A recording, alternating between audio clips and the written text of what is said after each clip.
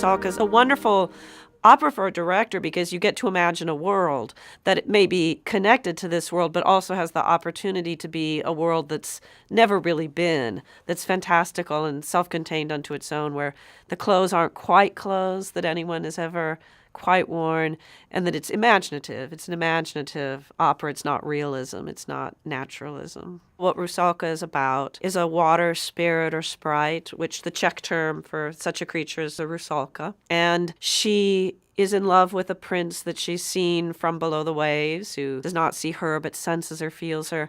And in order to complete this love, she goes to Yeji Baba, a witch, to gain the ability to walk and breathe and be among mortals and experience this mortal love, but at the cost of being able to speak. If it stands for anything, to me it stands for an idea that if you have to undergo a radical transformation of yourself for a love that you feel you want to complete, it's probably likely that that love will not lead to a good place because you've gone away from your own nature in order to become visible. For some reason, the fairy tale world to me is as a 18th century world, an imaginative world all to its own, with its own aesthetic and its own logic. In the first scene, we're in a sort of painted room or painted series of portals with a large natural tree in the middle of it and a bit of the pond below in a sort of abstracted form.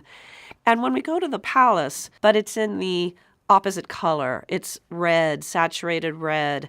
And I wanted that palace to be both alluring and attractive and saturated with the feeling of romance and with love, but to also be somewhat oppressive and a little menacing and a place where she is not at home.